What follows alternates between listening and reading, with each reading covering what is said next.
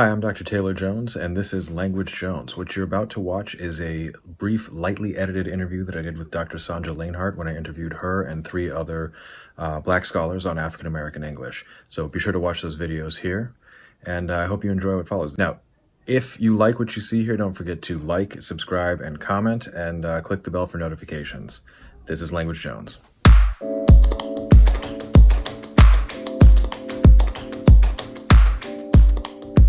So it's now I am starting with AAVE because that's what, if anybody's heard of anything, that's what they've heard of. And right now, when you Google what is AAVE, the first hit is my blog post from 2014. And it gets a lot of traffic. So what I'd like to do is direct that. I can add the video to the blog post. It'll come up because they also have like recommended videos. If you look at the recommended videos, it's all very nice, I'm sure very well-intentioned, kind-hearted white guys who are saying what they remember from, the one day they studied AAVE in their sociolinguistics class in undergrad or something like that. So it's like 80% probably correct and 20% where it's like, that's not quite right, but, I see what you're trying to do here. What I would like to do is have an introduction that's a little bit more detailed because a lot of it's like, Black people don't use the verb to be, and it's like that's not really an accurate characterization of what's happening linguistically, but they're like, but that's okay, and here's why, Arabic speakers don't either.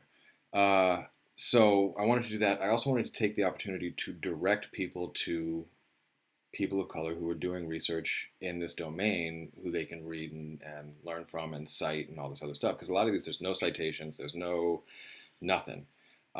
So I started with talking to you, Minnie, Chris, and Hiram, and then I want to continue with interviews and everything else. But for this, it's like an intro video, and I basically have asked the other three, what is AAVE, and what is AAL, what should we call it, and why?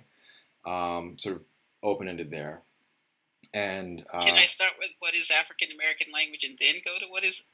That's why I wanted you, because you wrote the book on it. So like I got this brick of a book that's beautiful. That's your name is on it. It's the Oxford Handbook of African American Language. So I want to ask you, what is AAL? Let's start there. Okay, so African American language simply is language spoken by or among African Americans. And I use that based upon Sally Kokomafwani's presentation and paper that he did for another book that I edited, in which he does a comparison for how you name things. So, for example, Japanese is language spoken by or among people from Japan, right? So sort of that sort of concept. So what that means is it doesn't mean that other people can't speak it. It's just that this is the origination of it. But that also means that it includes all African Americans. And that means, as a result, there is a continuum, just like there is in any other language, from what you might sort of think about as this basilectal form, if we want to use the Creole continuum, to a sort of acrolectal standard form, right? These standard forms, which Arthur Spears talks about. And so that's why I think it's interesting if you look at it that way, because there's this person who's African American. They don't sound Black. Well, but they're African American, so they must have something, right? Whatever they're speaking is contributing to this. And so that's why I think it goes on to what would be the related question of, well, then what is African American vernacular English or African American vernacular language, right? So if you think about that continuum, we have lots of variety. So for me, African American language is the umbrella term. And then all of these other things are varieties within African American language, because there are a plethora of varieties based upon age, based upon demographic characteristics of African Americans. So region, age, education, SES, gender identity, sexuality, religion, all of those things come into play and how we can think about this. So that's why, for example, in the Oxford Handbook of African American Language, I wanted people to speak to things like African American women's language, which often gets overlooked, right? Because African American vernacular language in particular is viewed as this masculine thing, right? This is what Black men speak and Black women don't participate in it, right? So some of the same sort of sexist, problematic things that you see in non-African American language research happens in African American language research. So something like African American vernacular language or English, which is what a lot of research has been based on, and I think that's why that also contributes to some confusion, is vernacular variety is, by definition, the sort of common, everyday language in the way that we have vernacular Latin, and then we have more formalized Latin, or the way that we have High German and Low German, or all of these sorts of things. And so if you want that sort of home language that people speak, right, that's often viewed as what African American vernacular language is, because there wouldn't be a standard version, right? That's antithetical to what standard version is. And so it's that variety, in just like any other language variety, that you can't always hide that, right? That's the one that comes out when you're angry or sad or talking to your family on the phone or whatever. It's the way that you can determine. It's the way that you distinguish who your mom is talking to on the phone.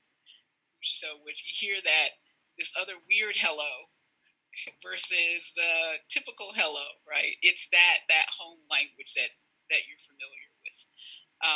And so that's the variety that a lot of researchers wanted to access, because they saw it as authentic. Mm-hmm. Like, this is the real thing. But saying that that's the real thing is like saying, it's like a stereotype of all Black people are good athletes, right? Or all Black people. It's like this thing that you're taking as this is what is emblematic, right? It's just a stereotype. Yeah. So if Black people aren't using it, then it's like, well, they're not really Black. They're not really using it. And so it has confined, and I'm sorry, I didn't mean to conflate Black and African American, because I don't use them in the same way. But it's, so African American specifically refers to Black people who are born in the Americas, right? Black is a term for the diaspora. So all Black people across the world, right? All people who have this native history in Africa, those are Black, right? And then we can have people from particular regions or whatever. So African Americans born here in America, in the Americas. But to disregard that aspect of they're not one-dimensional, right? I think that's how that gets lost. And that's been that focus on vernacular varieties, and why I've tried to counter that with looking at something like African American women's language. Right. But yeah, so I think there's a limitation that gets put on African Americans in ways that are very typical of what society does to Black people in general, right? And I think it connects to why the early research that was done with African Americans was done in that particular way and ended up focusing on vernacular language, because the idea was, right, well, Black men are the carriers of this. They're street people, right? We have John Ball's Black Street speech. And not to take away from the work that he did, but it was just part of that historical context in which we need to get a particular type of Black person to represent it. And I think by focusing specifically on that, it clearly overlooked the richness of who Black people are.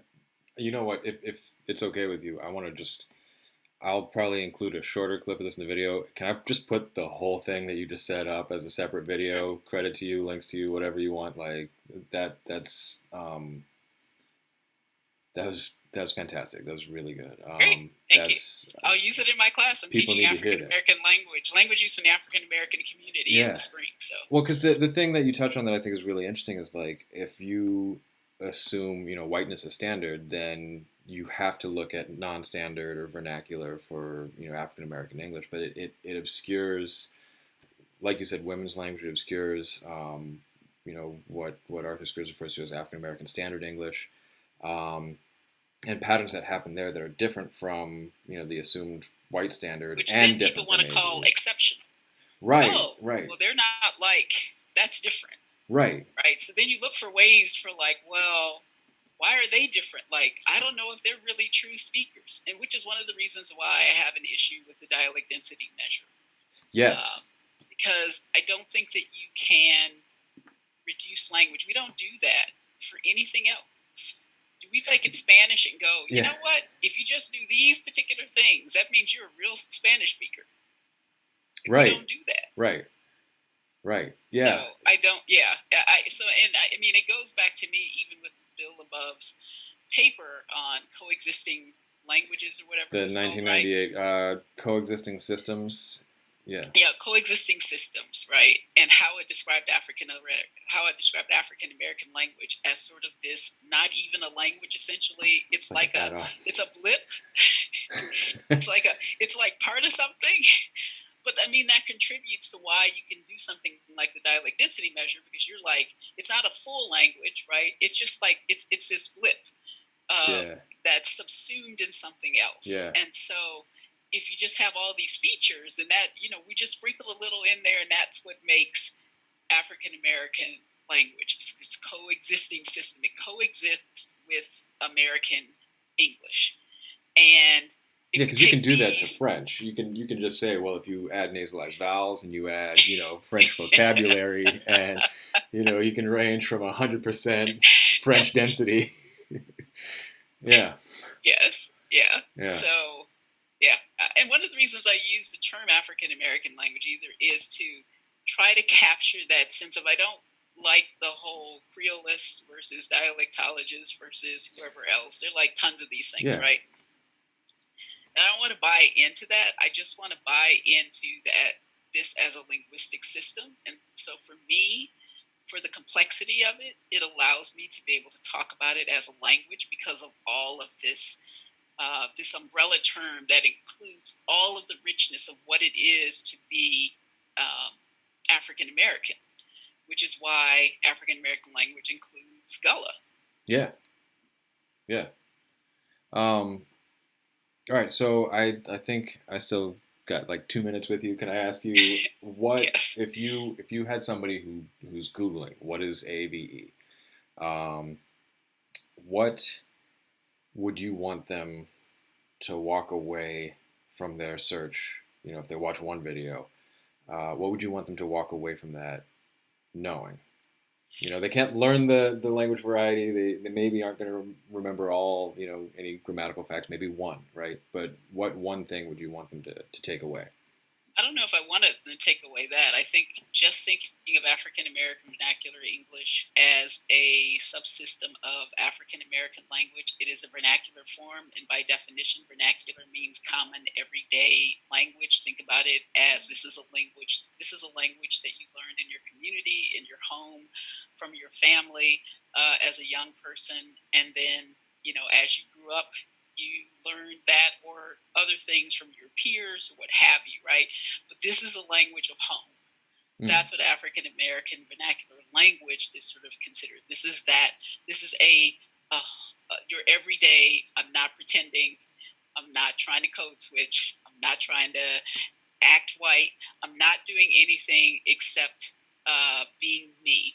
And I think historically, that also means that African American vernacular English is generally connected to a particular class, because the problem that we have with using African American vernacular English is because in practice, it doesn't cover everybody. In theory, it should, but in practice, it doesn't. It only covers Black young adult males from working class or low SES communities, and that is what's considered this true thing.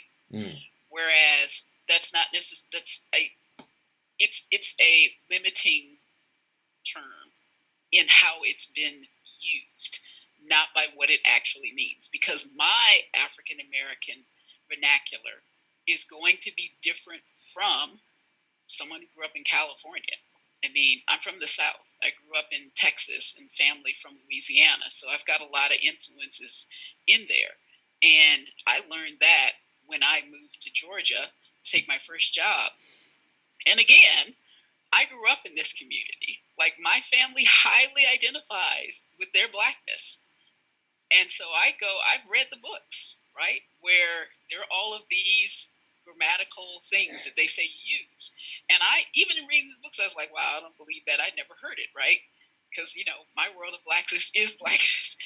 And I go to Georgia and I'm like, wow, this is how they speak? Like, they actually do this thing, right, that I've never, ever heard before. And if someone had talked to me before that and said to give a value judgment on it, I was like, oh, yeah, no, Black people don't use that. Well, what, right? So my vernacular, what's vernacular for me as a Southerner is different for someone's vernacular from Georgia, from California, from Philly, from Detroit, right? But we, in the literature, we have conceptualized this as a very particular thing. And unfortunately, what it has tended to be is a very particular thing for male, working class, low-income Blacks in the Northeast. And we have, I should say researchers then have then imposed that across the U.S. And it contributed to this idea that African American language was homogenous. And it's only through growing the researchers who are beyond what really had been white males, and then the people that those white males trained, even when those people in some cases were Black, were still sort of following along in that pattern until they sort of got beyond that space. And I think that's why now people are more likely, researchers are now more likely to accept that there is heterogeneity. African American vernacular English in New York is not going to be the same that is in Georgia. But then I think we need to sort of, and I'm still working through this myself and reconceptualizing how we talk about that. Yeah. And what do we mean when we use terms, which is why I'm really big on people defining what they mean, because we can't continue to go on this blindly thinking that we're all talking about the same thing. Yeah. Because I don't think we bring I don't think we bring the same things to the table in doing that. Thank you. This is really, really, really good stuff. I'm really happy to be able to share on the platform that, I guess I'm going to have, because I'm still building it right now. Any closing thoughts or anything? Thank you for doing this. I'm looking forward to being able to use these resources in my classroom. All right. Looking for more and more video content. All right. Engaging in multi-modalities. Yeah. Once Chris and I can be in the same room, all bets are off. But I agree with you what you said. I think the resources that have been available are, context-wise, right? 50 years ago, okay, it's a process. But I think we need to move beyond some of the stuff that we've relied on to talk about this, and some of the people that we've relied on to talk about this. There is I don't know if I'd say we're at a critical mass of this sort of new wave of African American language researchers, but we certainly have way more now who are doing some amazing things and thinking outside of that box, because I think in part, even with those few Black researchers who were trained by white scholars, and like I said, once they developed a growth and an understanding and got beyond that white academic father, that they trained people. And now this is sort of we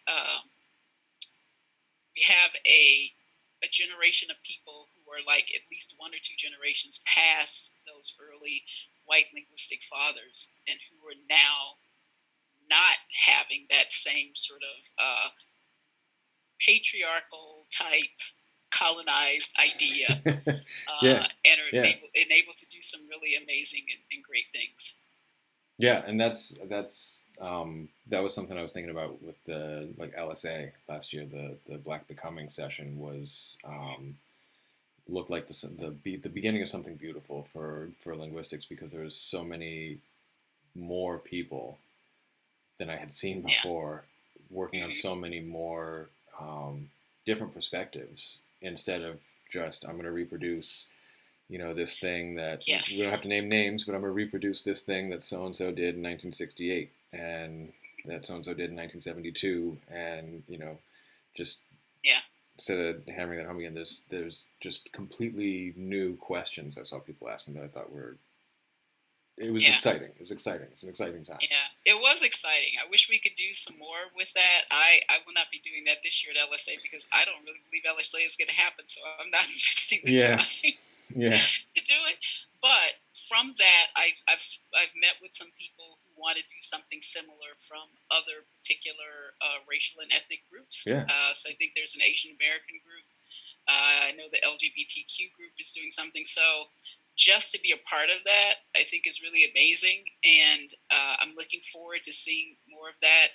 I hope I get elected to the EC this time, third time lucky, and are able and will be able to sort of push for some of those things as part of reshaping LSA. I think they're in a position now where they have to sort of see this and do these things. And we've got to definitely have a critical mass on the EC to be able to push some of these things forward in making LSA more inclusive and accessible, not just around race or identity, but also around issues of how we study linguistics and what counts and who gets to be included. So,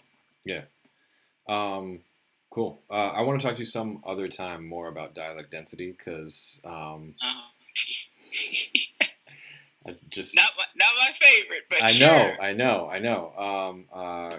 Because well, you tell me when there's a dialect density measure for whiteness, then we might be able to talk more about that, or a dialect density for French. That's what we're talking about doing, though. Is like, honestly, what we wanted to do was write about the use of dialect density, and if you were actually going to be serious about it, then what are you going to do about, Southern American English and various white dialect density? There's. I would like, I can have that conversation, and in the future I will be doing this. Is an anti-racist and decolonizing of linguistics. Yeah. Right, so that's one of the things that I've been on right now. I still need to get this stuff written and published, but just pursuing that line, that's why I'm pushing this decolonizing the dictionary. With the story that was published about the woman, the black woman who got Merriam-Webster to change their definition of racism. Yeah. But I mean, there's a lot of stuff like that. Yeah. But yeah, it's embedded in lots of things. I mean, it's embedded, even the conversation going back to what wasn't recorded, but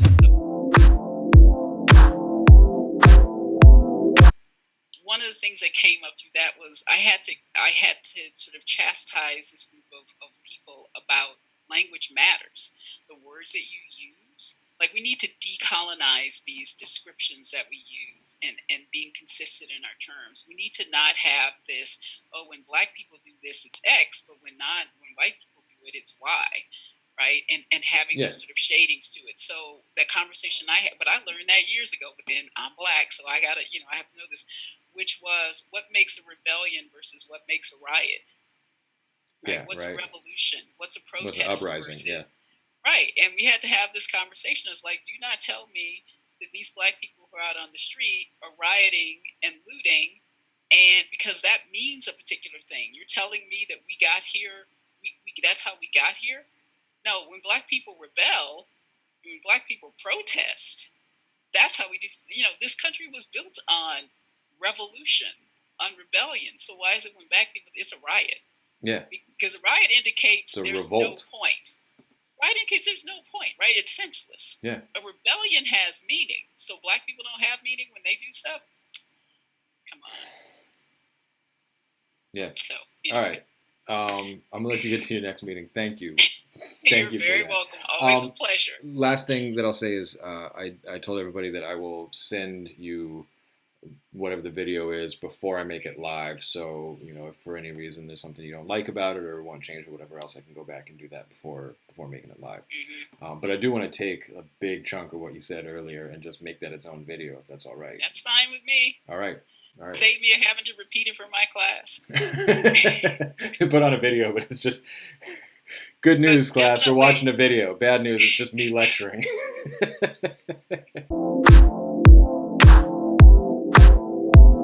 All right, I'll let you go to your next meeting. Thank you again for this. All right, quite welcome. A pleasure. All right, talk to you soon. Bye. All right, be sure to check out those other videos here if you didn't already. And of course, as always, please like, subscribe, and comment.